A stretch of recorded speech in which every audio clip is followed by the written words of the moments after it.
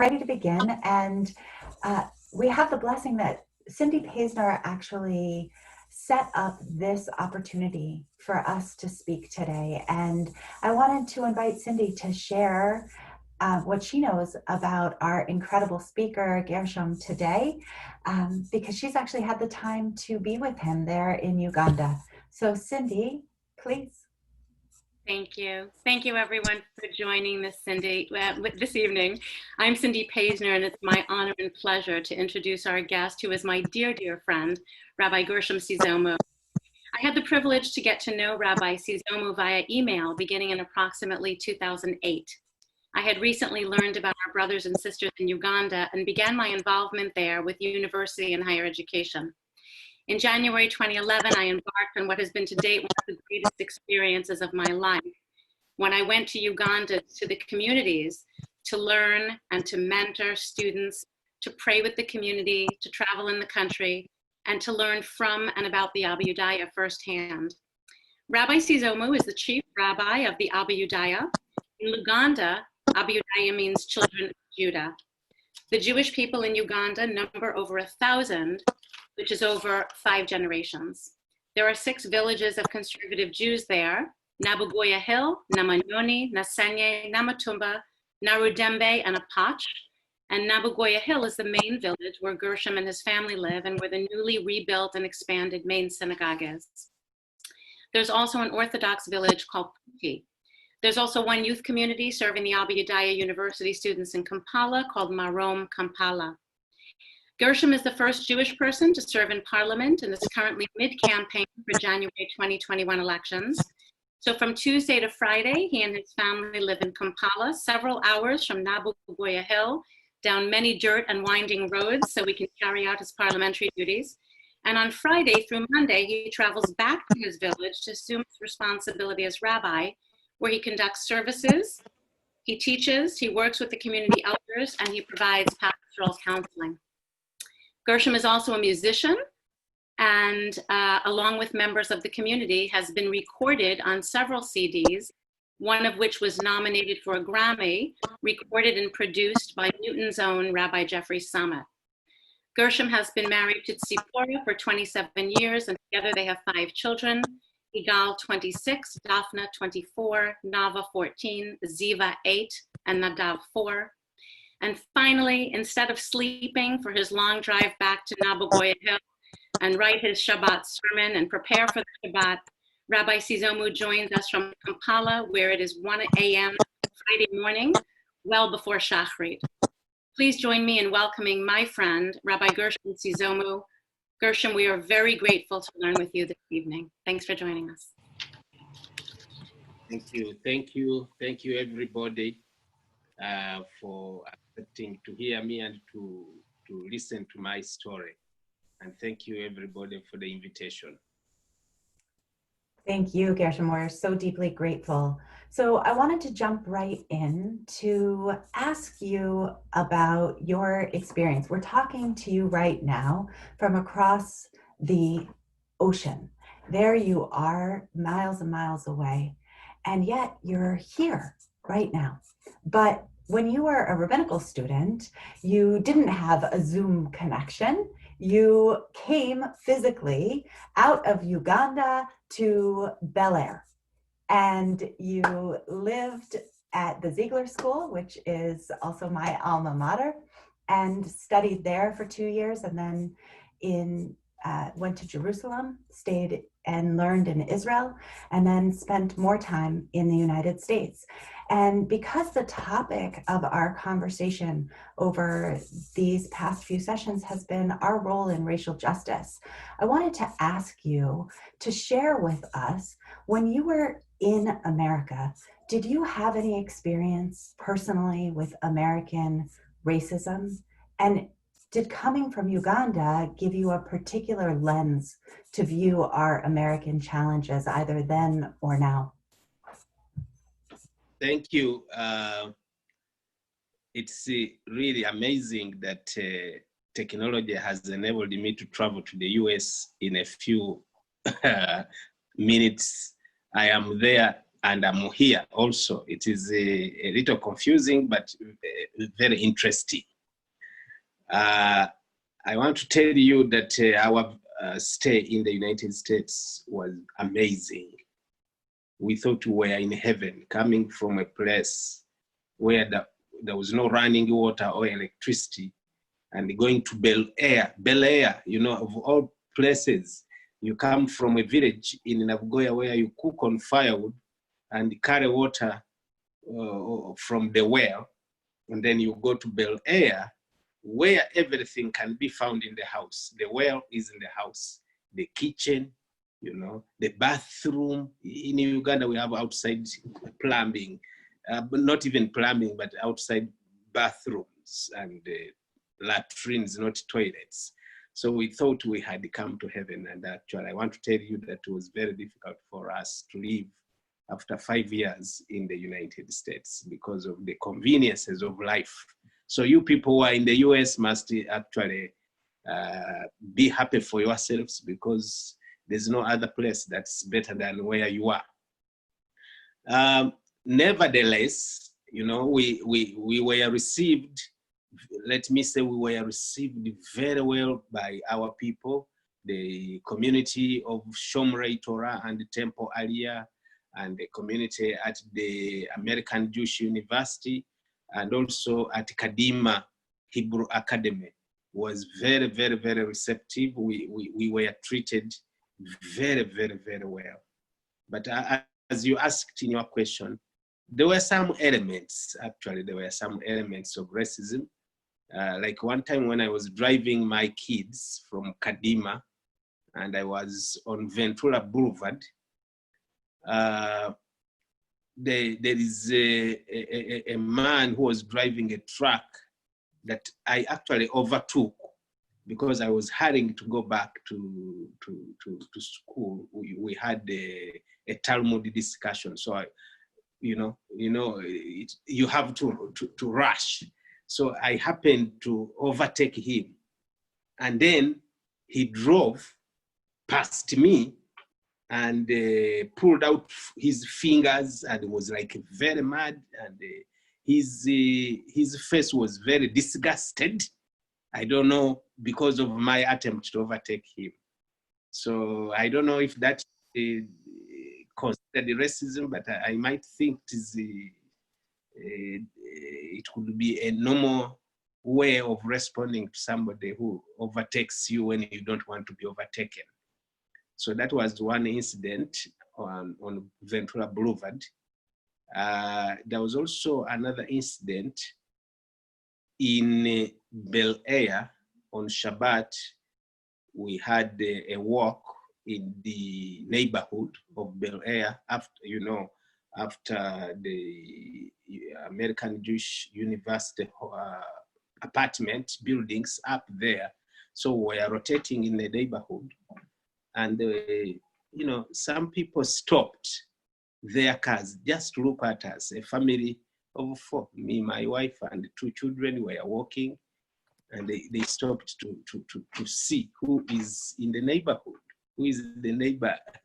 We didn't take it as something really serious, but there were 2 vehicles that stopped. So that was the second incident. The third incident was while in Israel, in Jerusalem, when my daughter was born, Nava, who is now 14, a friend in the US sent me a check of $250 in honor of my daughter. So I went to cash the check. There was a place that advertised that checks would be cashed for a fee maybe of, I don't even remember, maybe it was 1% of the check or some amount. So in the line were many people, and I happened to be the only Black person in the line. So, and it was a big line. I stood for about 30 minutes before I could be served. But on reaching the counter, the gentleman who wore a kippah, definitely was an Orthodox Jew, did not even want to look at my check. He said, sir, I'm not going to take your check. And when I said why, he called the next person, next, please. I got embarrassed and left, but that was the most disappointing in Israel, in Jerusalem. I also had my kippah on, so he didn't even consider it. And I thought that was the highest point of racism I had experienced in my life at that point. So those are the three incidents I remember. The others, not. There was a gentleman at Shomrei Torah, but his head was, I think his mind was not proper. Everybody agreed, but every time we went to the synagogue, he liked to hug me. He would hug me very tightly. And I didn't understand the reason why. I was a rabbinic intern. I thought maybe I had a friend, but it was weird even to the others who watched, that somebody, every time he saw me, could hug me so tightly, could hug my wife so tightly, you know, abnormally tight. So those are the incidents that I actually remember. And what did you make of that coming from Uganda?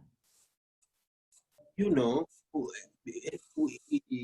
we are happy people, and we come from a place of community. And so we were, it was very exciting that we found a community of Jewish people who don't look like us, but actually behave like us in terms of religion. We were very, very excited. And any hug like that man who used to hug us, we thought we treated it as maybe extreme love for us.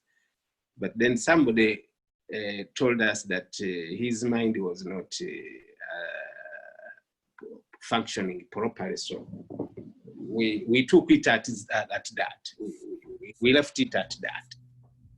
And what about your view of the racism in the community, not only on a personal level, but reading newspapers or seeing racism in America and in Israel? What are your thoughts and feelings about the kinds of differences between Israel and America on the challenges of racism and also similarities? You know, coming from Uganda, where even the word racism doesn't exist, because we are all Ugandans. Actually, in Uganda, instead of racism, we have what we call tribalism, because there are over 70 tribes in Uganda.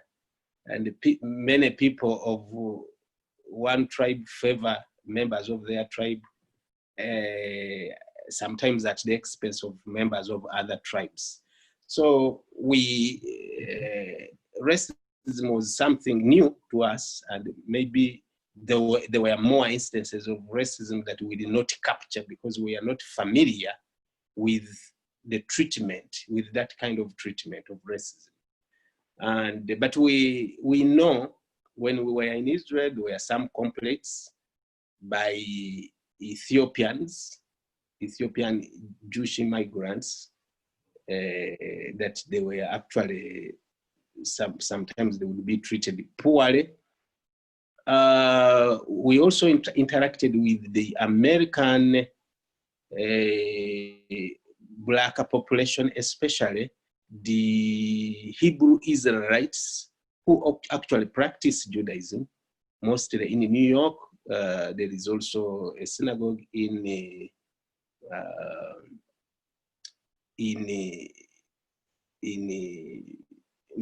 Chicago, Rabbi, and they would tell us that Black people in the US are sometimes not treated properly. I also, the person who took me to, the organization that helped me to go to rabbinic school, Bechol Lashon, that was, Diane Tobin has adopted a son, a Black the Black community of America. She has an adopted son.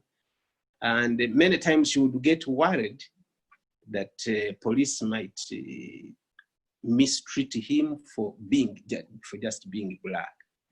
So our feeling was like it was like a cognitive dissonance, because on the other side we were treated very well in the communities that we lived in Los Angeles, even in San, everywhere we went, we were, like Cindy said, we were treated like celebrities and stars.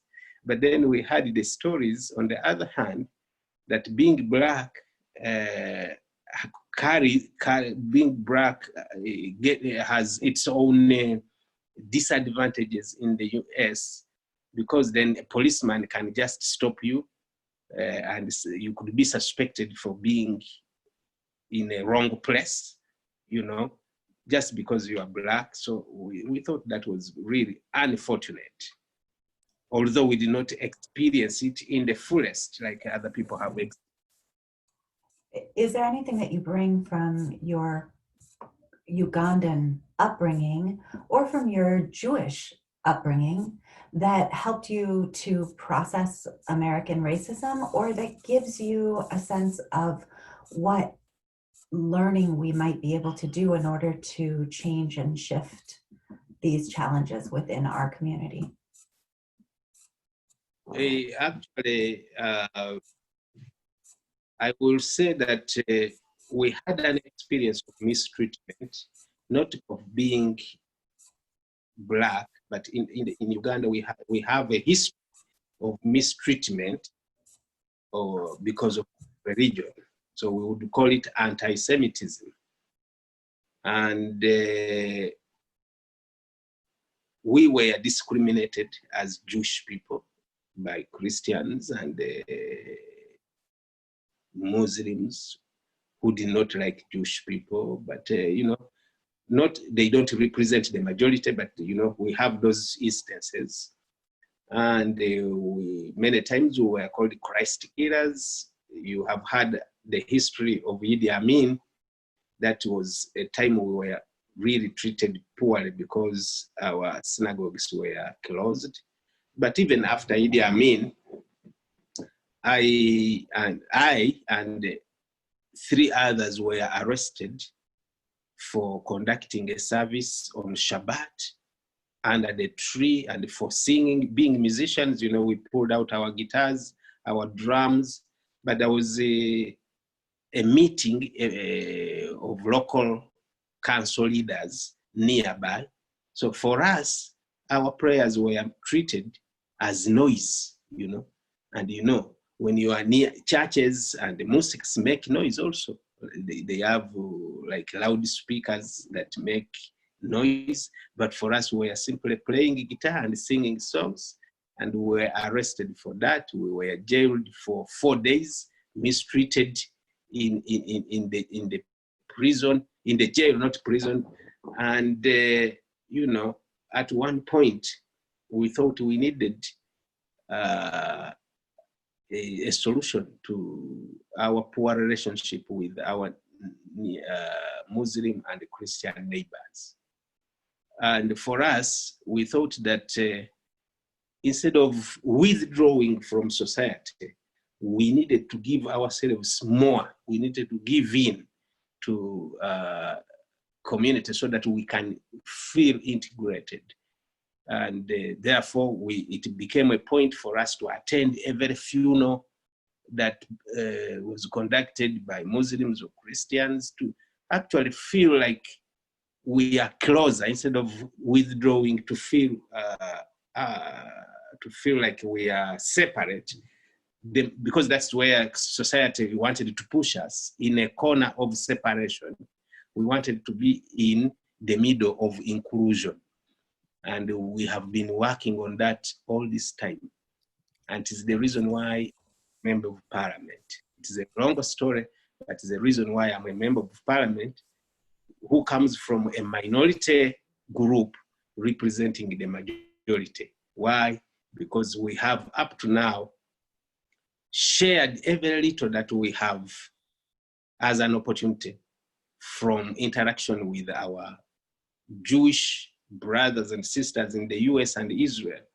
If we, like for instance, recently we had a food donation from the Kenters Assembly, which we shared with our neighbors during this time of COVID, when food has been a challenge, not only to the Jewish people.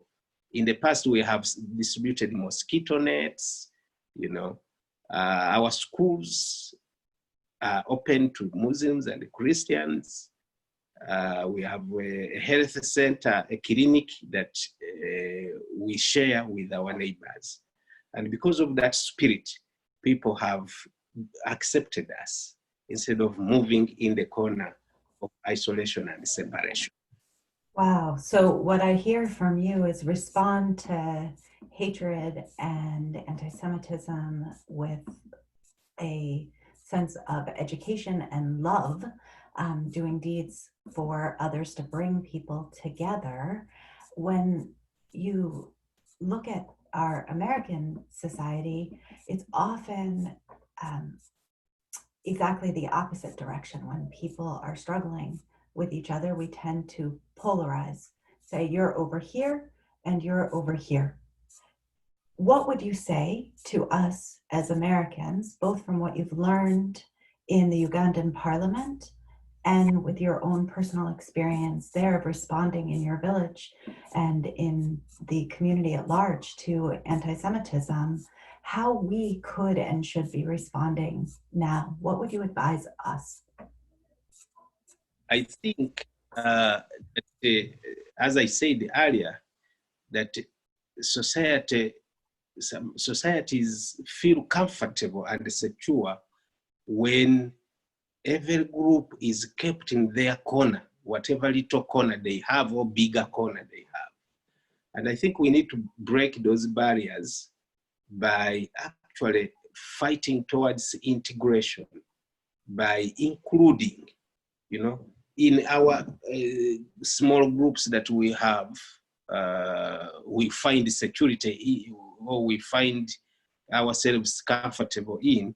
We need, as the Torah says, you shall love the stranger because you are strangers in the land of Egypt. That is the best way to go. We need to include the others in our groups. Let our children grow up knowing that we are not exclusive.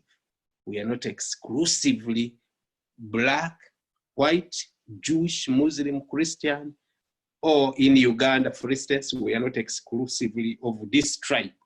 So let there be that kind of inclusion so that our children can learn that golden instruction of Torah, Vahavta et Hagel. And Vahavta is a very important statement even in our liturgy. Not only loving God, Vahavta et Adonai Elohecha, but also Vahavta et Recha Kamocha, even your neighbor and even the stranger. So I think that Vahavta is a call to inclusion, and it is a call to even the people who are victims of racism to know that they cannot allow themselves to be pushed in the corner of victims. Let them be in the center of everything. Let them force themselves in a good way, in a positive way. I think it is like riding against the tide, So you make sure you keep your head up, whether you're a victim or you are the other, the opposite of a victim. I don't know in English. Who is the opposite of a victim? Often we'll use the word oppressor, right? No. None of us. That's what we need to learn, both sides of the people who feel oppressed and those who are chosen for being oppressors. We need to ride against the tide and make sure we don't allow the circumstances of this time to overwhelm our capacity to feel human, because we are all human, irrespective of how we look. Mm. So I was really struck by something that you said in the words that you shared with us in advance of this conversation tonight. In your reaction to the killing of George Floyd, you said, for those of you who have refused to stand by, meaning for those who have refused to support this sea change for racial justice, God bless you with more strength and courage. Can you speak a bit more about those words, what they meant to you, and how they reflect your philosophy of how we engage people who don't stand on things that we feel that we should be standing together on? Really, I meant is that as human beings, the Torah says you cannot stand by when the blood of your neighbor is being shed. You cannot keep quiet. You cannot keep silent as, people being mistreated. And the Torah repeats it several times, including the cities of refuge for people who kill others inadvertently, accidentally. But it also says that if a dead body is found near two cities, the elders will come and make a measurement of which city was closest to the dead body. And then the elders of the city will come out and wash their hands on a heifer that is actually strangled. And then they will say, our hands did not participate in the killing of this person, neither did our eyes see, which means a person who kills another is almost carries the same sin as one who actually looked on. Our eyes did not see. If you look on and don't do anything at all, you might be even worse than the person who did it. So I think that's what informs my philosophy. The Torah it teaches that we should not stand by. We should not just keep quiet. We need to do something, even say something at least, like we are doing now. Whatever this conversation is actually a response to what the Torah mandates, that we should not just keep quiet and look on as other human beings are being mistreated. And yet I was so struck, given that stance, which we certainly join you in, I was so struck by your almost kind, warm tone of, may God bless those who haven't yet gotten there with more strength and more courage. Can you talk about that? Exactly. I think the reason for that warmth is, as I said, we need it positively, and we don't want in a place of just being victims. We need to be in the center of inclusion, which means the victims and the oppressors must come together, come to one place, a place of making sure that we neutralize the ills of race. It can be fought by only the oppressed. Even the oppressors must know that there is a place for them to change. Wow. Thank you. That is just incredibly inspiring. I wanted to invite those who have come to join us today to offer your questions as well. I want to open up the floor for anybody who has a question. You can use the raise hand button so we can see you. I'm going to go to gallery view as well, or you can just let Caitlin know. So we're going to start with Marty. Was that your hand that I saw? We'll start with Marty and then Cindy. Thanks, Rabbi. That was really inspiring. I was just curious, when you were in Israel, did you have any friction between you being an Abu Yadayan and the Ethiopian Jewish community? And the second question, are the Abu Yadaya considered Jewish by the Israeli rabbinate? A very good question, actually. Recently, there was a young man who was denied the right to make Aliyah because the Orthodox authorities in Israel think that a Jew from Africa who claims to be converted under conservative rabbinic court supervision cannot be Jewish enough. But then we did not actually accept that rule, that conclusion from Orthodox authorities, because you know, the Jewish people who have made Aliyah from other places, from the US, from Europe, I don't think there are no reform or conservative Jewish converts in Israel from those other places. Why deny conservative and reform Jewish converts from Africa? If there is no genuine reason for that, I think that would be considered some kind of racism, or maybe racism.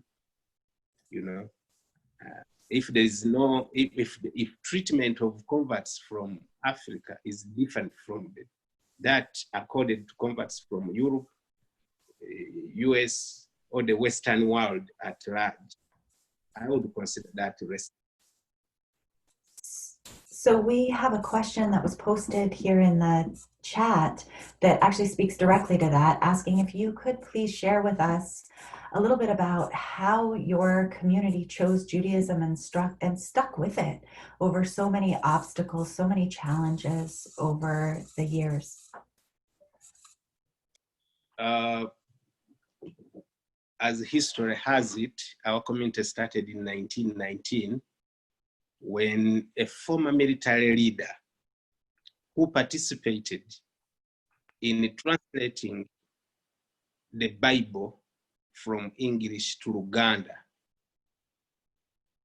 fell in love with the 5 books of Moses and the Tanakh and accepted to follow the guidelines in the Torah, and rejected Christianity, which was the entry point, and which actually was brought by Christian missionaries.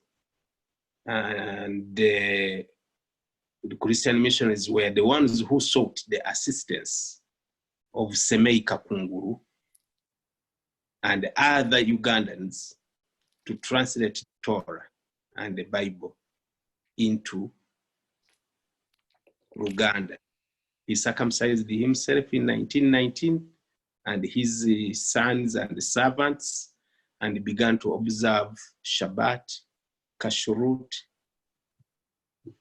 and to abandon the Christian way of life. When he did so, he was actually seeking to be Jewish. In 1926, he constructed a mikvah, and it was because there were 2 Jewish people who visited, and probably, I am not sure, probably advised that in order to have a Jewish community, people needed to go to the mikvah after circumcision, especially the males, and the women would just go to the mikvah directly. So there is it is told from the people who were there during that generation, many of whom have actually passed on, that in 1926, and then for the years after 1926, new members would go in through they would convert after going into the mikvah. And we have faced many challenges because this community did not have access to other Jewish communities, so it was living in isolation. And that meant that they had no way of going to school, because the schools here in Uganda and Africa were missionary tools for converting people to Christianity. And actually, it is what it explains the current economic status of the community. Not many people, we don't have professors, we don't have doctors, prominent doctors.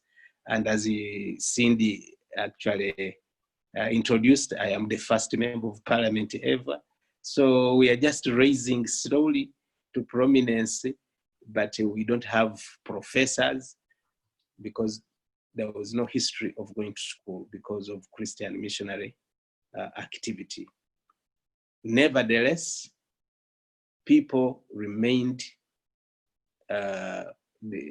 adherent to the Torah and to the ideals of self-taught Judaism, which was not actually rabbinic until 1962. From 1919 to 1962, it was biblical Judaism. And 1962, when the embassy of Israel opened in Kampala, the ambassador and the other staff at the embassy began to advertise our community to Israel and to the United Kingdom.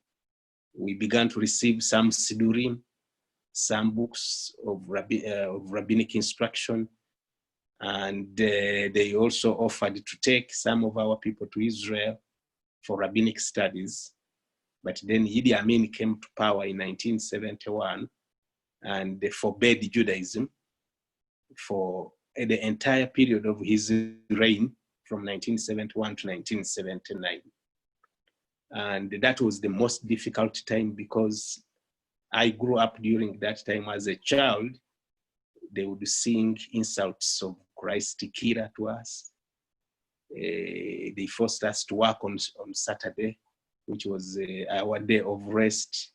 And we felt very, very uncomfortable. We were not allowed to wear kippot, no ceremonies, no brit, no weddings, no bar mitzvah, no anything.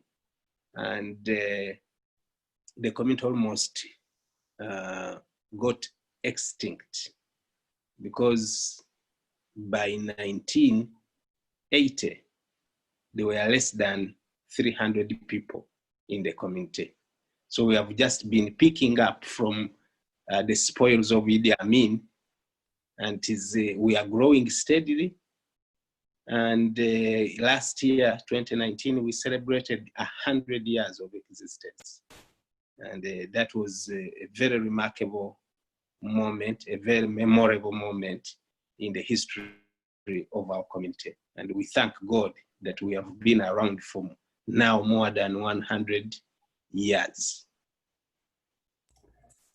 Wow, what a blessing. Cindy. Thank you. Gershom, I feel like you're here with us. I'm so happy to see you. I have no idea. So I wanted to go back to something that somebody asked earlier. Just by way of example, in eastern Uganda, the Christians, the Jews, and the Muslims live side by side very peaceably. There was a coffee cooperative where Jews, Christians, and Muslims worked.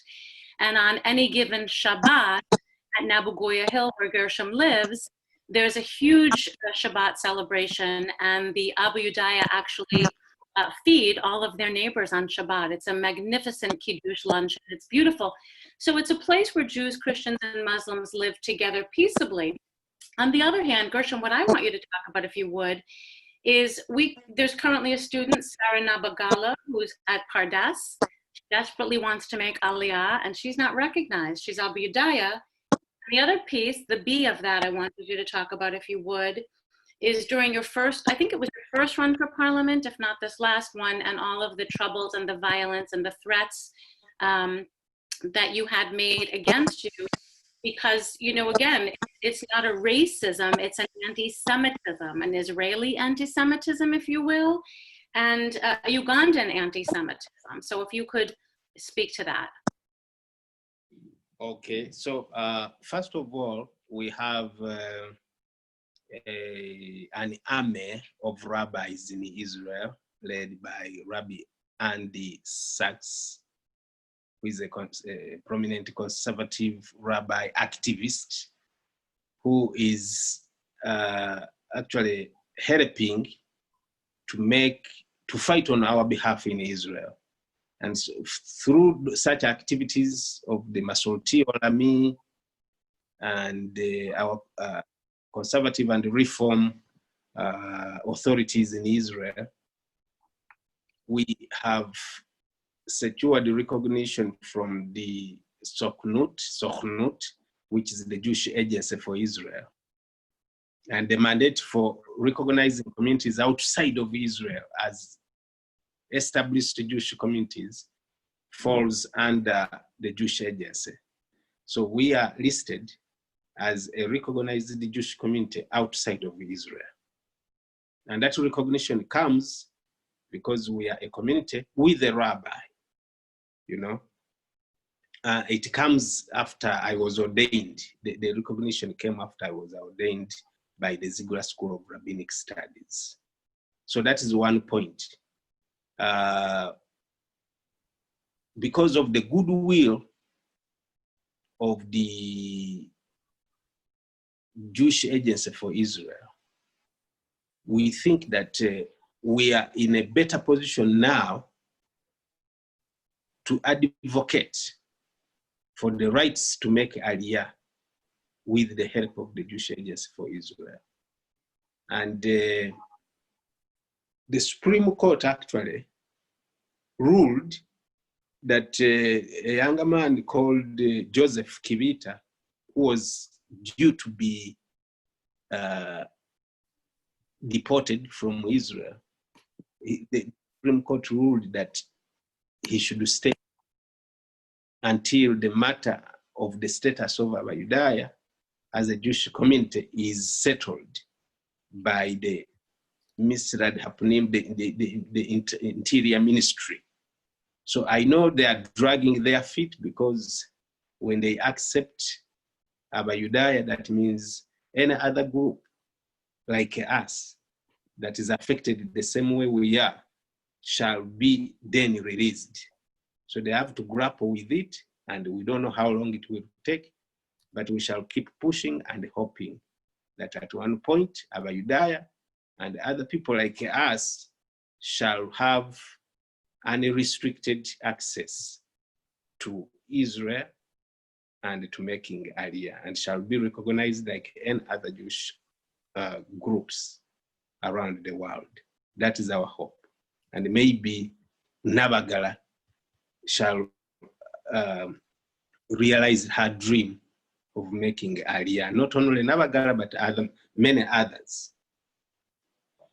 And so that is about Nabagala. You talked about the election. I will say that we have a few people in Uganda who don't like Jews, but majority of Ugandans do. I want to say that nowadays many Christians are supporters of Israel. There is even a group in Uganda called Christians for Israel. We also have a group in the parliament called Members of Parliament for Israel. They support Israel. And the reason why there was violence in 2011 was majorly because I ran on an opposition flag, opposition to government, and our government has stayed for long in power, and they don't want any opposition. Even now I'm opposition. They want to keep themselves in power. That was largely the reason why violence was meted against me and my supporters. But there were also anti-Semitic sentiments from especially some unknowing, maybe some, I would call them ignorant people who are not Jewish, both Christians and Muslims. There are those aspects also.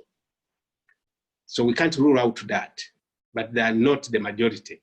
I wanted to assure you. Any other questions? Caitlin, has anyone reached out to you? No. Is there anyone? Steve. Steve Broder.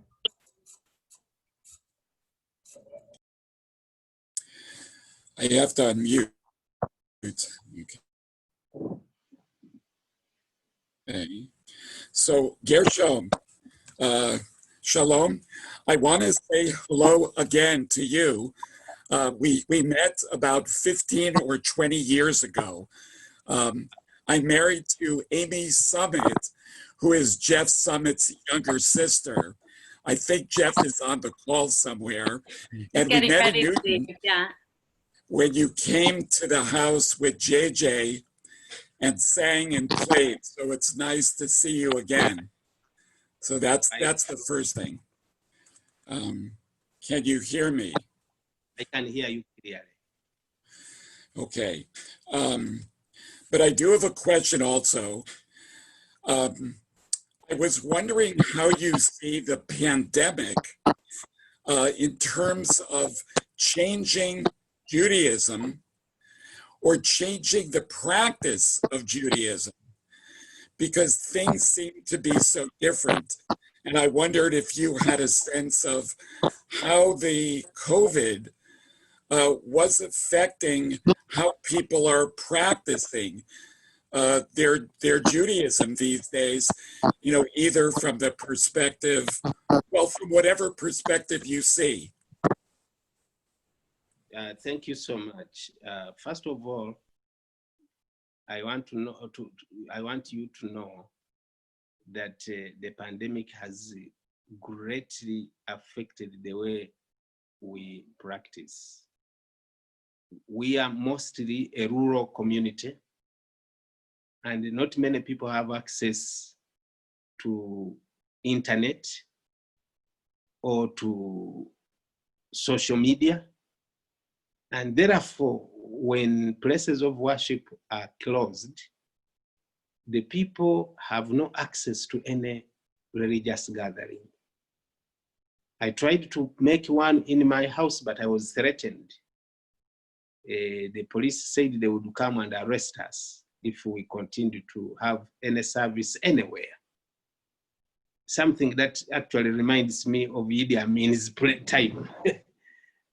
So as I have access to internet through my phone data, like I'm doing here, and sometimes I see Kenters and the rabbis actually passing on information to their people through the social media. Unfortunately, here in Uganda, we are limited, and for all these 3 months that we have been under lock, we are spiritually starved, very, very much starved. I don't know what my people are doing because I can't even gather them. I can only call sometimes to find out how other people are feeling and how they are doing. But spiritually, we are really, really starved, and we look forward. And we are not the only ones. Even our Muslim and Christian neighbors, there are calls to the government to relax some of these restrictions and allow places of worship to continue to go back to the good old days, even with the restrictions, but as long as there is an opportunity to attend synagogue. In Uganda, many people, religious life resolves around the synagogue.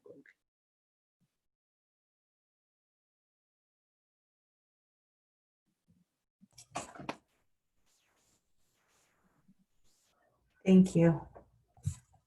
Gershom, I'm trying to see your feed. I don't know if we lost you to that very Wi-Fi that we were talking about.